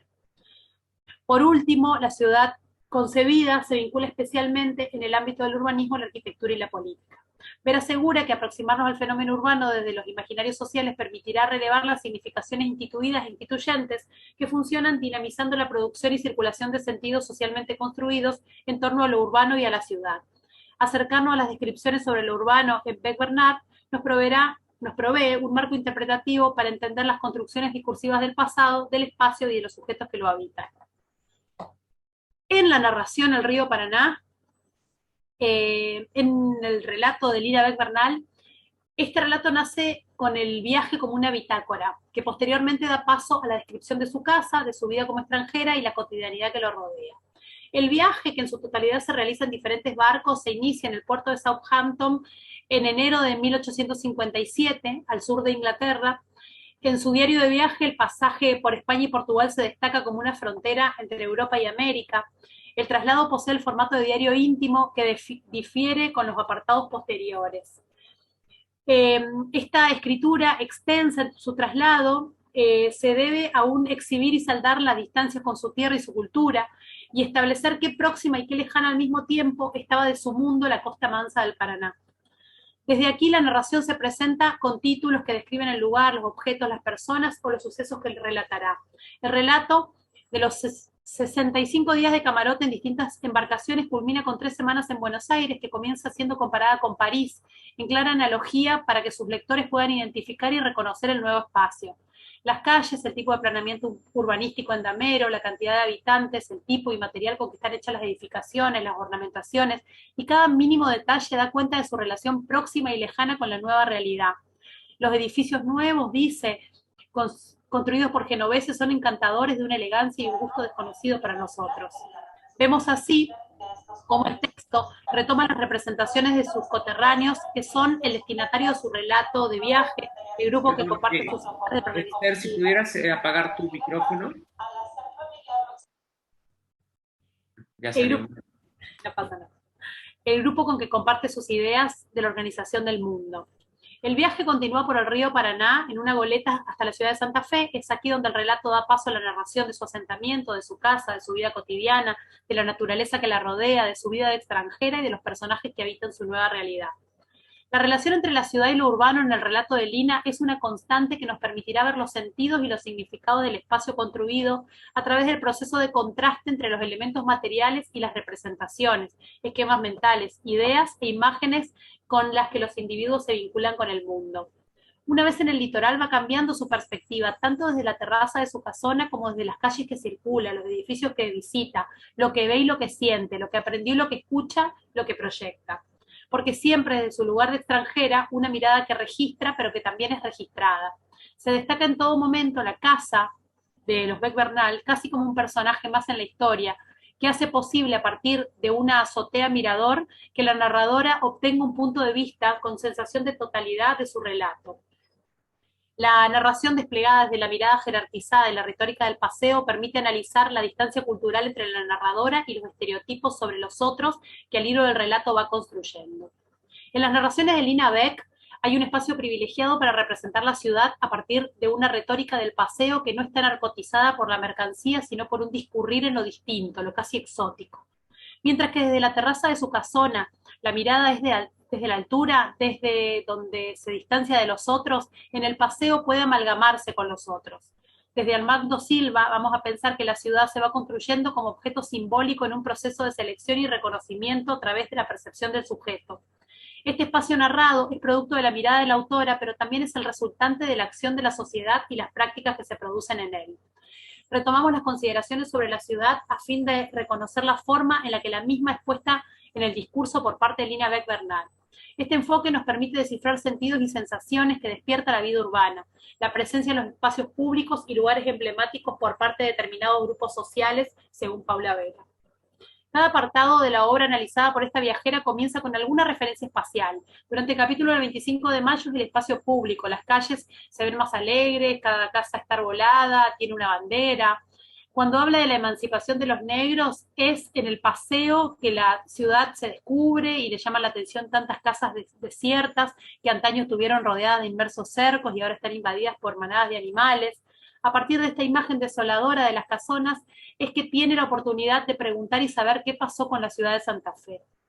En el caso del convento de la Merced, como un lugar emblemático, tiene un lugar emblemático en su relato, este se ubica frente a su domicilio y es descrito en su totalidad, ya que el único cura que lo habita les permite recorrerlo. El patio, las celdas, la biblioteca y cada arcada de la construcción son objeto de su escritura y sirve como excusa para contar no solo la expulsión de los jesuitas, la caída del virreinato y las guerras por la independencia, sino que cuenta cómo la iglesia, el convento, la sacristía, todo estaba ahí pero totalmente vacío. Aquí podemos ver cómo la ciudad vivida, que puede recorrer a partir de las relaciones... 2 minutos, María de los Ángeles. Aquí podemos ver cómo la ciudad vivida, que puede recorrer a partir de las relaciones sociales que establece, cambia a una ciudad percibida, productora de representación cultural, que se vuelve una leyenda urbana al perpetuarse en su relato de viaje. En la peregrinación de Nuestra Señora de Guadalupe se habla de un ritual que hace recorrer a los fieles a las afueras de la ciudad sobre una ruta repleta de una multitud animada, mientras que aquellos que avanzan lo hacen en antiguos coches al estilo de Luis XIV. Este recorrido permite marcar una diferencia con lo urbano, marcar un adentro, pero también un recorrido hacia afuera. El camino termina en un lugar emblemático para el grupo religioso y el de curiosos. Se llega a la capilla, una edificación que está cerca de una laguna grande del Salado, que en esta ocasión es la excusa para producir las representaciones propias de la ciudad percibida, contar una serie de mitos, de apariciones fantasmales que quedarán fijadas en el relato. Mientras la ciudad vivida nos habla de un lugar donde se improvisan juegos, ventas, comidas, tiendas ambulantes. Este festival entre comidas, carreras de jinetes y apasionadas apuestas termina con la noche. La autora prosigue con la ciudad vivida, con el carnaval que empieza a partir de un cañonazo, un lunes al mediodía, cómo juegan los chicos en la calle. El último día del carnaval es un martes, donde se desarrolla una fiesta de disfraces. El retrato del momento lo hacen las antorchas, las calles iluminadas, las muchachas que circulan. Cada paseo va delineando la ciudad como un escenario donde se despliegan de un punto a otro los cuerpos, generando así una imagen de la ciudad, de la sociedad que observa. Es en su viaje de extranjera una ciudad vivida, pero en la materialidad textual que produce, en el recuerdo que plasma en su literatura de viaje, es la ciudad percibida que representa a una sociedad que se caracteriza por una serie de contraposiciones. Es religiosa pero pagana, es inteligente pero poco cultivada, son pomposos pero sumamente pobres. Esta imagen deambula entre lo cotidiano y lo fantástico, naturalizando un ambiente extraño donde la anécdota termina argumentando el modo de representar lo exótico. Muchas gracias. Perfecto, gracias a ti, María de los Ángeles. Abrimos ahora entonces espacio para el diálogo. No sé si alguien quisiera hacer algún comentario, alguna pregunta. Adelante.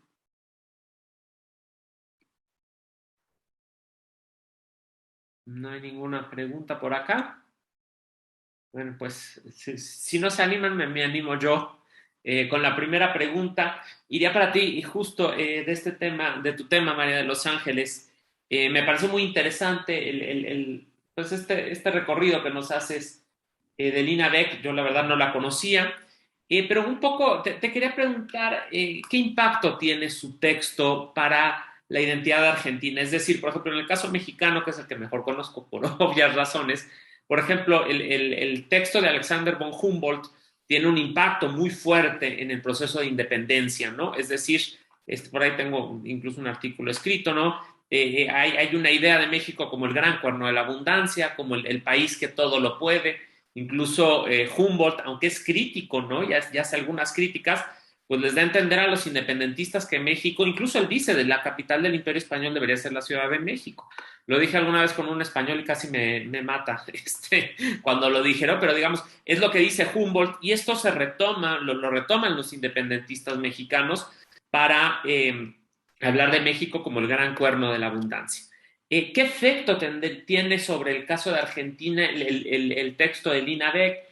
¿No lo tiene o sí? A ver, me gustaría un poco saber esto. Bueno, tengo el micrófono. Bueno, yo estoy en esta ponencia, este trabajo que en realidad estoy presentando tratando de incorporar la perspectiva de los imaginarios y las representaciones, que realmente es nueva para mí, por eso estoy tratando de poner en juego esta línea, esta caja de herramientas teórico-metodológica, vamos a decir. Este trabajo está dentro del marco de una investigación que trabaja viajeros europeos del siglo XIX, científicos intelectuales que recorrieron el litoral argentino. Dentro de esto tenemos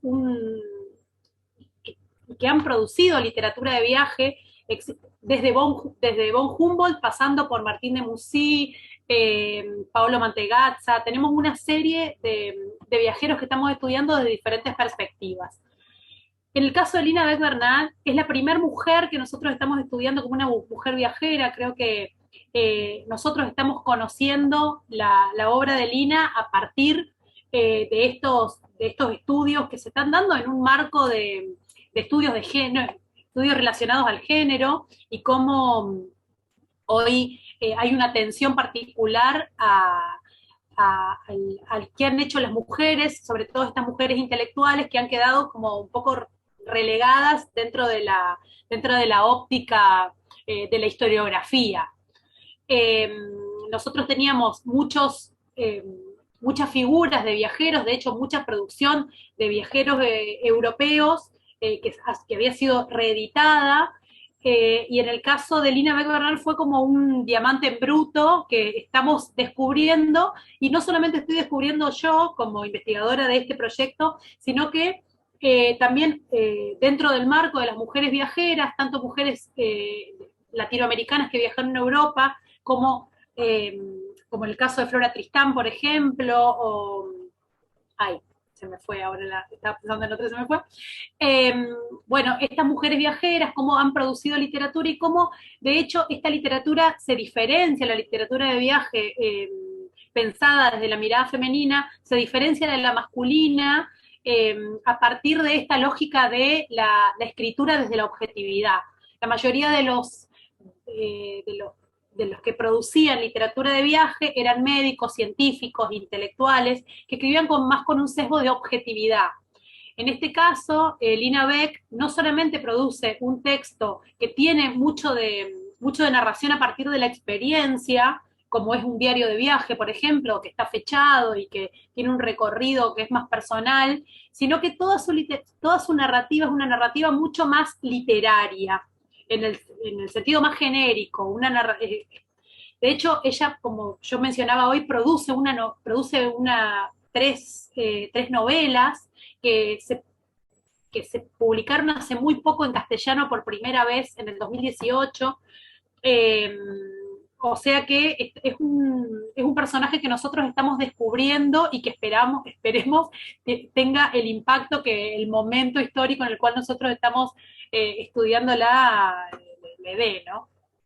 Pero así como hay una serie de viajeros europeos que realmente han tenido un impacto muy fuerte en la Constitución, no solamente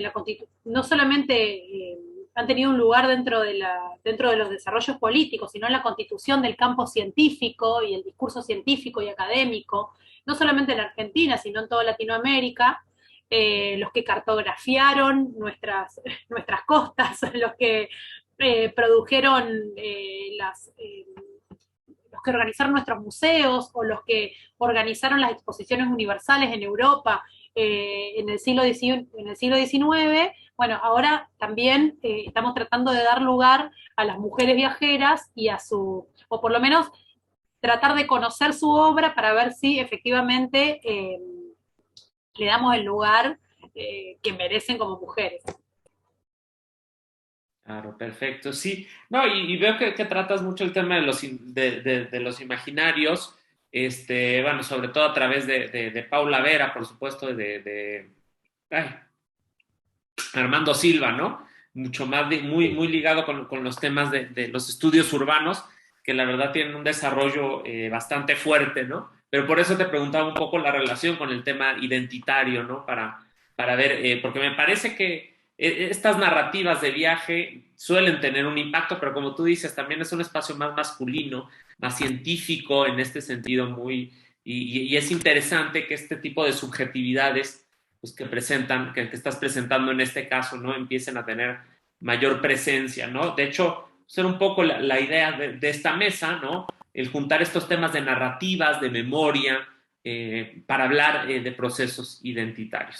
Pero bueno, Elena Herrera nos dice que tiene un par de preguntas. ¿Quieres decir? Perdón, adelante, nada más. Si quieres, cierra María de los Ángeles y ya Elena. Sí, bueno, yo tuve la suerte de tomar un seminario con Paula Vera hace no mucho tiempo y fue como en conjunto con el armado del resumen para este workshop. Yo había pensado en un primer momento el trabajo sobre la construcción de la otredad, pero era algo que yo ya había trabajado y como este espacio de workshop me daba pie para poner en común algo que yo todavía no estoy segura. Entonces, de hecho, en el recorte que hice para poder adecuarme a los tiempos, como preferí priorizar todo lo que es el recorrido que hace sobre la ciudad y cómo representa la ciudad y cómo representa, ¿sí?, a la sociedad a partir de estos recorridos que hace, y dejar de lado un poco algo que yo había presentado en un congreso del año pasado, que también lo sigo desarrollando, que tiene que ver con cómo construye al otro la identidad y las representaciones de las mujeres, de los negros, de los indios, ¿sí? Y qué es lo que ella aprecia como europea.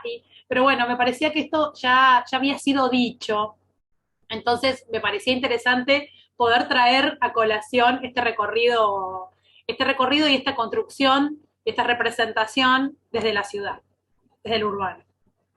Perfecto, muchas gracias. Perdón, nada más, no sé si Ismael quiera conectar con este tema antes de que pasemos a las siguientes preguntas. Perdón, Elena, pero bueno, digamos, para aprovechar el diálogo, ¿no? Y no cortarlo. Ismael, adelante, y ya después le damos la palabra a Elena. Muchas gracias, Josafat, y muchas felicidades a María de los Ángeles. Fíjate que es algo curioso, porque yo terminé escribiendo mi tesis de licenciatura sobre la sociología del viajero. Entonces, hice una cosa muy extraña, pero seguramente si después nos ponemos en contacto, puede ser útil. Y es evidente que es una lectura masculina, sin duda, pero intenté hacer un registro de los viajeros más importantes de la historia y traté de recuperar la forma en que ellos se exploraban, de tal forma que terminé haciendo una especie de síntesis metodológica de cómo exploraban la realidad. Y entonces me encontré a misioneros, por ejemplo, Ibn Battuta, que y los tengo tan presente porque marcó mucho mi vida. De ahorita ya estoy en otros ángulos, pero eso me marcó mucho porque, por ejemplo, Ibn Battuta es un misionero que hace el camino a la Meca y es un recorrido religioso, pero es muy importante porque es un viaje místico. Marco Polo, que como tú sabes, hace todo el recorrido de Europa a Asia por el camino de la seda, que hoy es un puente importante de vínculo de la economía europea y asiática. Otra lectura también interesante, por supuesto Humboldt, James Cook, y otros tantos que ahorita no me vienen a la cabeza. Entonces termina haciendo un diseño ahí muy particular que puede ser útil eventualmente, pero bueno, independientemente de eso, yo también comencé a trabajar el viaje y justamente eventualmente combiné el viaje con estos asuntos del turismo. Yo tengo una maestría en estudios turísticos, soy sociólogo y terminé vinculando el viaje con los asuntos del turismo, pero desde una perspectiva crítica. Y la tesis doctoral justamente la hago en torno al imaginario turístico en Malinalco. Por ahí también hay un documento publicado, ahí está mi nombre, y hablo justamente de estas perspectivas del imaginario turístico y cómo también trastocan la propia realidad comunitaria. Pero bueno, eso lo quería comentar. Si después tienes interés, podemos establecer contacto. Y un dato más y muy particular, fíjate que recién, bueno, el año pasado terminé de leer el texto de Sara Šefčovič, este texto que me parece interesante de Demasiado Amor. Es una lectura fascinante, te va a gustar. Bueno, es mexicana y acaba de publicar el texto de Demasiado Odio, que es la segunda parte. Este recorrido de Demasiado Amor es una lectura turística, de viaje desde una perspectiva femenina. Creo que te puede ayudar mucho, sobre todo en esa lectura, o sea, en esa lectura de cómo ven las mujeres un recorrido turístico. Porque, bueno, se atraviesa una historia personal de su hermana que se va a Italia y todo. La vas a disfrutar. Creo que por ahí podría un poco contribuir a tu preocupación y no dejando de lado esto. Muchas gracias, María de los Ángeles y Josafat. Muchas gracias. Sí, nos vamos a poner en contacto. Perfecto, pues esa es la idea, crear este tipo de sinergias y que puedan todos participar, ¿no? Porque finalmente estamos en los mismos temas. Y les digo, el tema de identidad luego es muy amplio, pero terminamos encontrando estas coincidencias, ¿no? Perdón, Elena, ahora sí te cedo la palabra, una disculpa. Sí, muy buenas tardes, sí me escuchan perfectamente, ¿verdad? Pues antes que nada, pues comentar que han sido muy interesantes tanto las participaciones que tuvimos el día de ayer y las de este día, y que pues definitivamente sí nos dan como ese gran panorama de cómo, aunque provenimos de disciplinas distintas y desde abordajes metodológicos distintos, pues convergemos en temas o en intereses muy particulares o parecidos en torno al tema de las identidades y también de las representaciones y de los imaginarios colectivos. Entonces, pues tengo como un par de preguntas que de hecho pues se vienen generando como desde el día de ayer y que creo que podría concretarse, podrían hacerse el día de hoy a partir de las presentaciones y que se hicieron, y yo las haría pues abiertas para los y las ponentes y pues también para quienes quisieran participar. Y la primera de ellas tendría que ver con el tema, sí que hoy se tocó, por ejemplo, de la construcción de las subjetividades y de estas identidades como comunitarias. Y yo preguntaría, ¿cuál sería el papel de las representaciones sociales en la construcción de esas narrativas de legitimidad o de pertenencia comunitaria?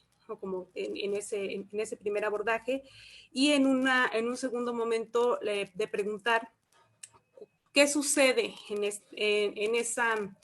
esa construcción de narrativas entre las personas y los espacios representados, y también desde dónde se están construyendo esas representaciones. No es tan fácil como construir o identificar los límites de quién construye y también, o de quién se identifica o no con la representación que se está otorgando, pero saber si ustedes en lo que trabajaron distinguen como estas categorías y saber entonces cómo sería la relación, pensando también en si estas representaciones sociales encierran también estos procesos de desigualdad, y por tanto también preguntar en qué implicaciones materiales o consecuencias o discursos están legitimando este tipo de construcciones. Y la última de las preguntas, creo que sí la dirigiría más hacia María de los Ángeles, y preguntarle un poco sobre si todos estos testimonios que recogió, que son como de la narrativa que construyó una persona, preguntar más bien cuál es ese contraste o esa relación entre si estos testimonios son una ventana para ver una representación social, un imaginario colectivo a partir de un grupo, de un territorio, etcétera, o qué tanto obedece también a una visión individual, como para preguntar un poco el contraste entre esas dos cosas, ¿no? Cuando una representación nos habla de la experiencia individual de una persona, en contraste cuando eso es una representación social colectiva. Y de nueva cuenta, yo sé que la división no es tan clara entre una y otra cosa porque están todas armadas y estructuradas en un mismo escenario, pero no sé, es como una inquietud y saber si ustedes tienen como algunas ideas al respecto. Y esas serían mis preguntas. Gracias.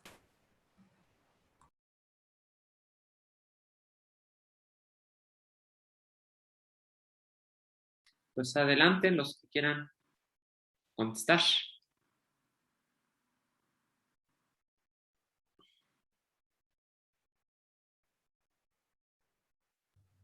Bueno, yo puedo empezar a partir de la pregunta que en realidad me parece muy interesante porque creo que es el hilo conductor de poder ver la narrativa de Lina desde las perspectivas de los imaginarios y las representaciones. ¿Cuál es la relación entre lo que ella ve y efectivamente lo que se representa a modo individual o a modo social? Digo, las representaciones colectivas, las representaciones individuales y las representaciones sociales, cómo se pone en juego esto en la manera de narrar. En un primer momento, yo no dejo de pensar que la narrativa, a la hora de leer la obra de Lina, no dejo de pensar que es el siglo XIX, que estamos hablando de un imaginario eurocentrista, que ella dirige su mirada y ella escribe desde el recuerdo también, porque ella escribe, no está escribiendo in situ en el momento, sino que ella escribe cuando vuelve a su tierra. Entonces, hay un recorrido que hace que tiene que ver directamente con al público al que va dirigido esta obra. De hecho, también tenemos una cuestión con las traducciones, porque en la primera traducción que se realiza de la obra de Lina se la hace en 1935, la primera traducción al castellano. Este texto está escrito en francés, el original, y en 1935 la obra está intervenida por el traductor, y el traductor hace correcciones históricas, y esto nos permite ver de la manera comparativa y en perspectiva cuáles eran las representaciones que ella como europea genera dentro de su texto, y qué es lo que va construyendo a partir de ir por ese camino. Entonces, cuando nosotros vemos la traducción, la primera traducción en castellano, de un hombre que se llamó José Luis Busaniche, que él tradujo muchos viajeros, tanto ingleses como franceses e italianos al castellano, vemos cómo esa intervención representa de otra manera representa de una manera diferente lo que nosotros podemos ver en la obra original de Lina.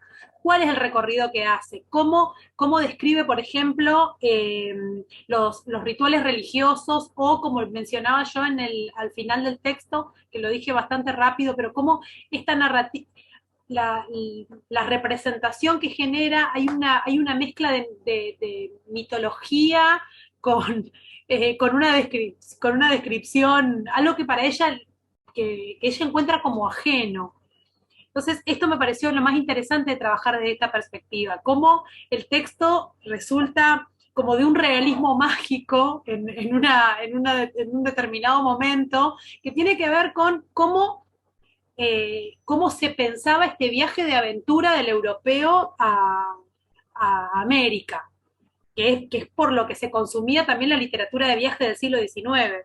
Digo, poniendo en contexto esto, yo traté de leer estas representaciones de Lina como siguiendo un poco la lógica eurocentrista, o el imaginario europeo, cómo reproduce ese imaginario europeo en esta obra, de una manera literaria casi fantástica en algunos, por algunos pasajes. Así que bueno, la idea es seguir descubriendo esto, seguir descubriendo cómo ella ve como europea, cuáles son los anteojos de europea que se pone a la hora de describir estas realidades, estas percepciones sobre la realidad local, porque también es, de hecho, lo más interesante de esto, yo vivo en una provincia que es la provincia de Entre Ríos, que está enfrente de la provincia de Santa Fe, que es de donde Lina escribió. Entonces ella en un momento describe, dice, bueno, de acá se puede ver la orilla del Paraná o se puede ver el Gran Chaco, y ella no podía ver nada de esto porque por cómo está ubicada es imposible que, no hay una posibilidad física de que lo vea. Entonces, a partir de ahí nosotros podemos ver cómo esta narrativa en realidad lo que hace es como magnificar un poco esta idea o este imaginario que ella ya tenía del espacio. Perfecto. Giselle, adelante, y después Ismael, que ya pidieron la palabra. Bueno, quisiera un poco, pues a partir del ejercicio que les presenté y de un poco la comprensión que tuve de las preguntas que amablemente Elena nos realiza, un poco sobre el tema de, si bien entendí, ella pregunta respecto a quiénes tienen el control un poco, de dónde se manejan, desde dónde se mueven estos hilos frente a las narrativas y las representaciones, ¿cierto? Y también pregunta un poco sobre ese papel de las representaciones sociales, de acuerdo pues un poco a las reflexiones que tenemos.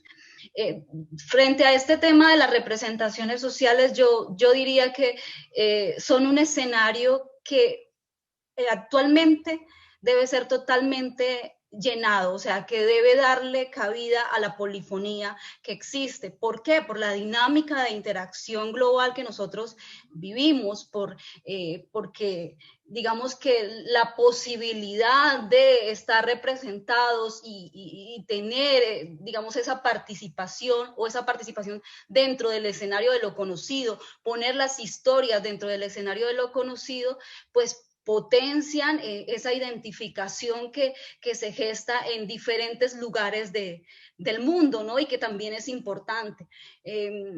Y que se pierde tras grandes relatos, o sea, y grandes relatos que terminan estereotipando poblaciones, que terminan estereotipando países, que terminan estereotipando comunidades específicas. Entonces creo que el papel o el tema de las representaciones tiene que ser un tema que permita la integración polifónica de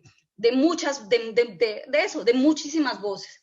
Y respecto a quienes tienen un poco el control de esas narraciones, pues la narración es un medio y para mí, desde mi perspectiva y un poco retomando el trabajo que vengo realizando y digamos las referencias que se integran a mis reflexiones, que tienen que ver con la perspectiva pues decolonial y la perspectiva digamos integrada a esas lógicas de poder.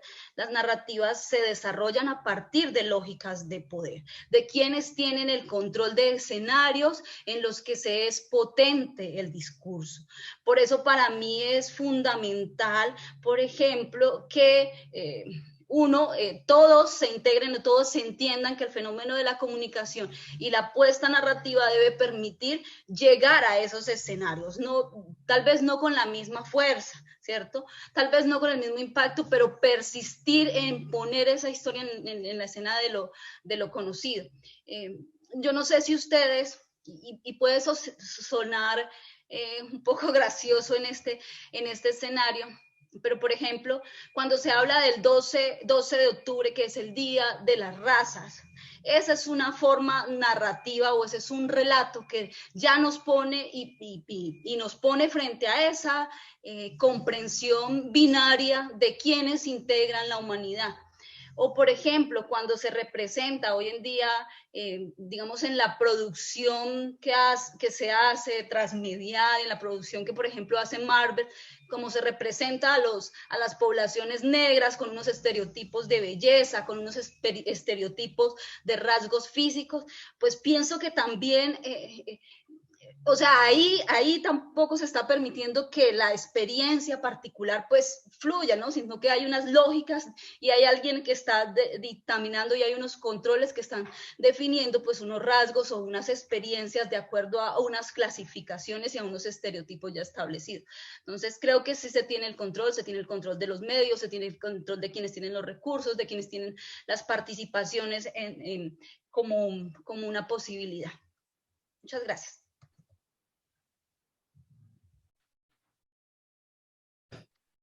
Adelante, Ismael. Gracias, Yosarat.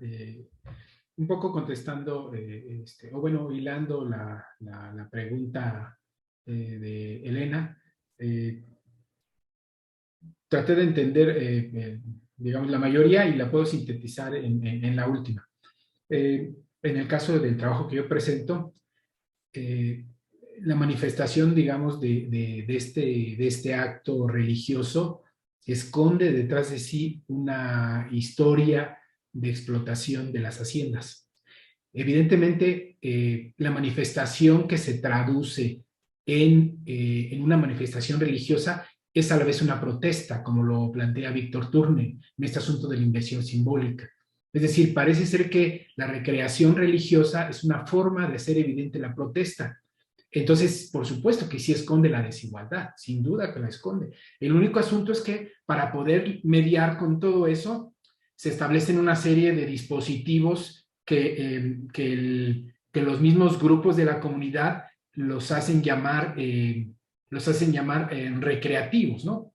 Yo no toqué un tema porque, digamos, es otra parte de la investigación, pero hay un torito, ¿no? Hay un torito que justamente va acompañando a los viejos de Xita y representa el mal. Entonces, el mal representa el hacendado. Entonces, hay una serie de configuraciones de representación colectiva ahí. No hace ruido porque, digamos, no responde a nada, pero solo va corriendo. Digo, hay un ejercicio de un intento de superar la desigualdad a través de esta recreación festiva. Por eso yo insisto, yo estoy colocado en el asunto de las polifonías porque me llamó mucho la atención algo. Cuando yo estaba en trabajo de campo, resulta que no había violín. Entonces un señor se acerca y baja un pedazo de rama, un pedazo de ramita así, y empieza a hacer el sonido que hace el violín.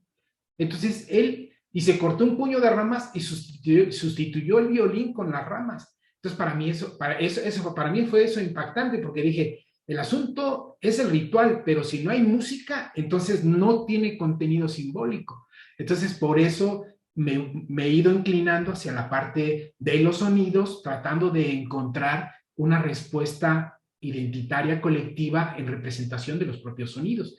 Digo, es una aproximación, hay muchas más cosas, pero pues en 15 minutos no se puede. Quizá eventualmente en alguna otra plática me pudiera extender un poco más, pero sí, por supuesto, hay ejercicios de desigualdad y además hay algo muy interesante, un poco para cerrar y dar la oportunidad a mis colegas.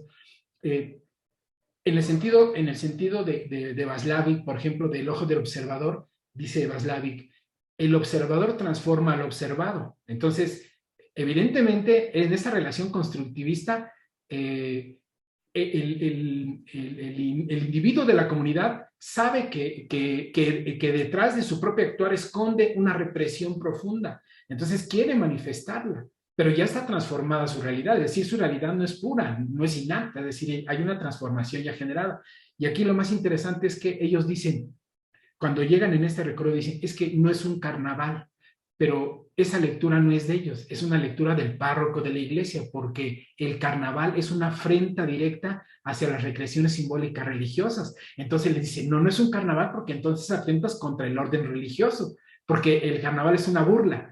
Entonces rompen con esa estructura y se le interiorizó a la comunidad, pero es un carnaval, aun cuando la propia comunidad reconoce que el carnaval parte de un principio festivo, que es otro asunto que tiene que ver con las mojigangas y todo este asunto que seguramente tiene un alcance muy importante comunitario. Bueno, hay muchas más cosas, pero quisiera aproximarme a esto. Gracias. Pues a mí me gustaría también tratar de responder desde la perspectiva del caso de estudio que les compartí. estas preguntas que nos hacía Elena. Muchas gracias. Bueno, en principio creo que el lugar que tiene la representación social en ese contexto es muy importante porque si pensamos en la representación del ejidatario de los años 70, es muy diferente a la actual, a la generación ya de los nietos de esos fundadores. En esta parte de la búsqueda contextual del caso de Isla de la Piedra, me encontraba, por ejemplo, con entrevistas a ejidatarios de ese tiempo que ya ante estas iniciativas, ante estos intentos por parte de privados de hacer negocios en la isla, ellos tenían una actitud muy de defensa del territorio y decían, no, a nosotros no nos van a venir a convertir en sus cargamaletas. Reconocían en la tenencia de la tierra su riqueza, ¿no? Y actualmente lo que sucedió con la entrada de este proyecto de retiro, de turismo de retiro, que se llama Mazatlán Garden City, fue que se les integró como, cuando compartes un negocio con alguien, como socios entre comillas, porque bueno, ellos aportan el terreno, ¿no? La tierra donde se pone este lugar de turismo de retiro, y se les engaña prometiéndoles un pago de 20 millones por ejidatario, que quedó en 1 millón y cachito, y que bueno, hasta la fecha siguen en litigio, ¿no? Para eso. Pero desafortunadamente ahorita ya la persona con la que establecieron el trato, que fue nada más mediante firma, así de palabra casi, está siendo perseguido por las autoridades de Durango por fraude.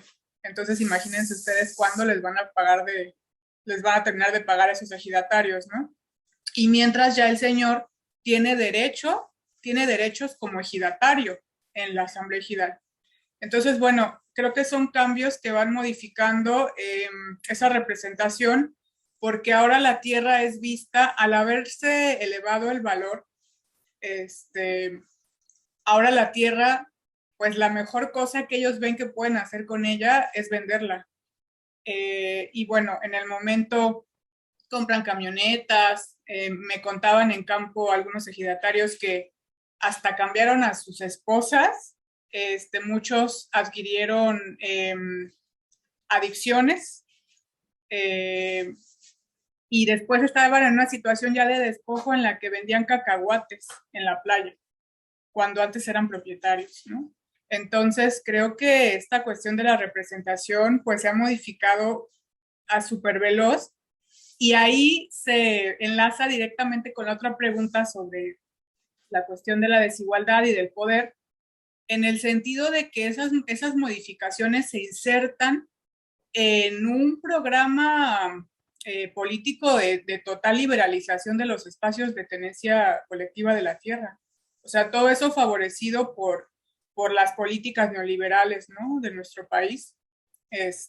Me contaba un ejidatario que en los años 80 un agricultor podía decir, bueno, pues compro un tractor por medio del Banco Agrícola y en 2 cosechas lo pago.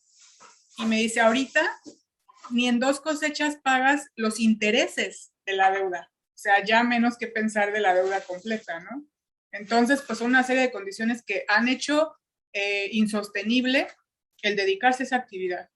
Entonces, creo que pues ahí podríamos hablar perfectamente de campos de poder, de estas situaciones que a nivel macroeconómico, enfrentarse, por ejemplo, con un tratado de libre comercio con América del Norte, etcétera, en el que ya es imposible competir, pues naturalmente que se buscan otras alternativas de supervivencia, porque me contaban, antes de los años 70 que se introdujo el turismo en Isla de la Piedra, me decía un señor, pues la verdad es que sí padecimos hambre, pero empezaron a llegar los hippies, que fue justo el momento en el que canadienses y estadounidenses empezaron a visitar tierras vírgenes de esta parte del Pacífico, y pues les pagaban para darles paseos en lancha, les pagaban por dejarlos quedar en su casa, les pagaban por prepararles alimentos. Entonces así se empezó a gestar el turismo en Isla de la Piedra. No fue algo natural, sino que fue una alternativa a esa situación, ¿no?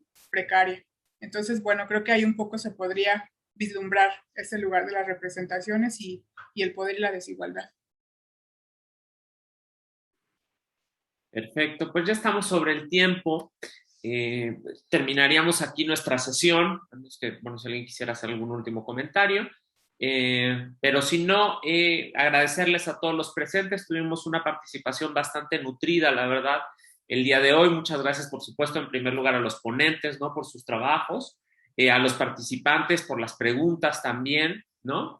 Y recordarles que la idea del workshop es esto, que podamos seguir interactuando. Entonces, invitarlos a que asistan a las siguientes mesas, ¿no? Yo le comentaré incluso a Giselle, vamos a tener la mesa del jueves por la mañana, es de 8 a 10 de la mañana, va a ser sobre el tema de racismo. Me parece que ahí tiene muchas conexiones con tu trabajo también, ¿no? Digo, invitarlos a todos, por supuesto. Hay otros temas muy interesantes para que podamos seguir generando estas sinergias, ¿no? Y realmente logremos que este grupo de trabajo sobre identidades genere mayores trabajos. Estamos próximos. De hecho, se va a presentar el día de mañana a sacar una publicación, ¿no? Bueno, todos los grupos de investigación, todos los grupos de trabajo, perdón, presentaron algún texto. Nosotros en Identidades vamos a sacar un libro, ¿no? Que ya está listo, ya está planchado para casi para su impresión.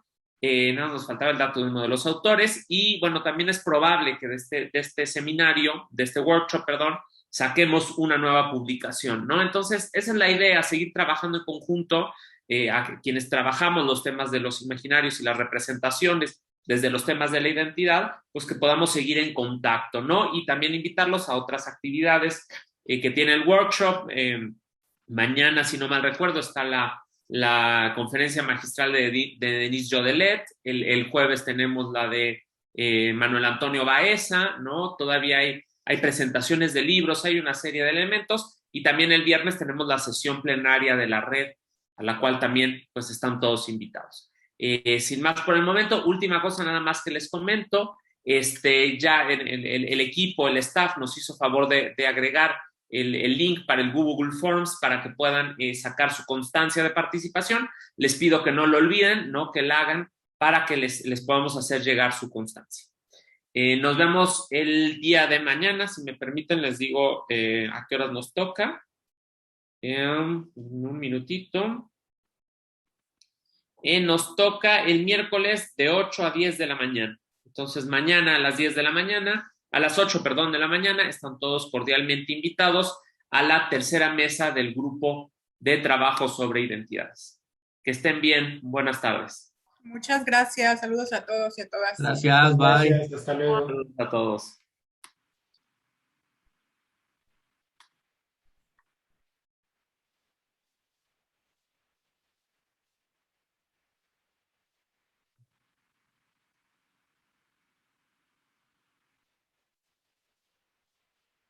Una disculpa, quienes continúan en la mesa, Jorge Ruiz, Alfredo Bagua, Carlos Esguives y Eric Enríquez, si pudieran salir para que podamos dar por finalizada la mesa.